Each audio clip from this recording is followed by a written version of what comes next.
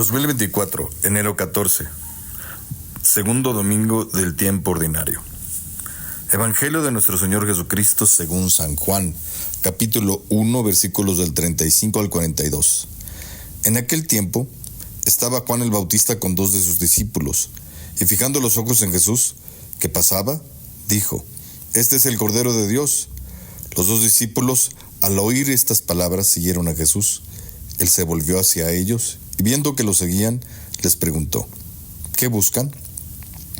Ellos le contestaron: «¿Dónde vives, Rabí?». Rabí significa maestro. Él les dijo: «Vengan a ver». Fueron, pues, vieron dónde vivía y se quedaron con él ese día. Eran como las 4 de la tarde. Andrés, hermano de Simón Pedro, era uno de los 2 que oyeron lo que Juan el Bautista decía y siguieron a Jesús. El primero a quien encontró Andrés fue su hermano Simón, y le dijo: «Hemos encontrado el Mesías», que quiere decir el ungido. Lo llevó a donde estaba Jesús y fijando en él la mirada, le dijo: «Tú eres Simón, hijo de Juan, tú te llamarás Kefas», que significa Pedro, es decir, roca. Palabra del Señor. El Papa San Juan Pablo II escribió un libro hablando de la vocación, del llamado. Cuando nosotros escuchamos la palabra vocación, inmediatamente pensamos en la vocación sacerdotal. El sacerdote tiene un llamado, una vocación. Bueno, en realidad no solamente los sacerdotes tenemos un llamado. Todos los cristianos hemos sido convocados por principio de cuentas a la vida, pero además a la vocación cristiana, que implica un llamado a la santidad. Pero también de modo particular están las 2 vocaciones que se convierten en sacramento.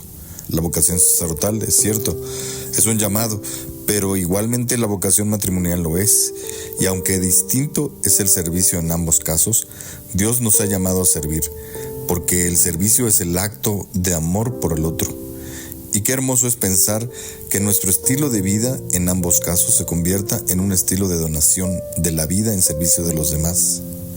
Pero todavía más está el servicio muy particular que representa los dones y la personalidad de cada uno.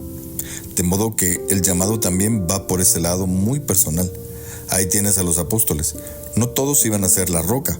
La roca era Pedro. Pero Pedro no iba a ser el único. Ahí tienes a cada apóstol con una personalidad única y con un llamado muy particular.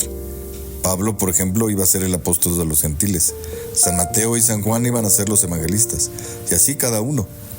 Decía el Papa San Juan Pablo II, desde el título de su libro sobre la vocación: don y misterio. Es un don porque uno podría pensar en este encuentro con Jesús, que como premio por haber sido discípulos de Juan el Bautista, estos apóstoles pasan a manos de Jesús.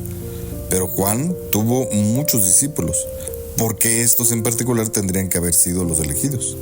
La razón básica: el don gratuito, no debido, de parte de Dios. Pero ya está el don, un don muy fuerte, porque implica 2 cosas, 2 puntos inevitables: el amor de Dios sin condiciones, sin cosas que deber, pero el amor otorgado de parte de Dios, previo y posterior. Ahí está el misterio. ¿Cuándo llama Dios? ¿Antes o después?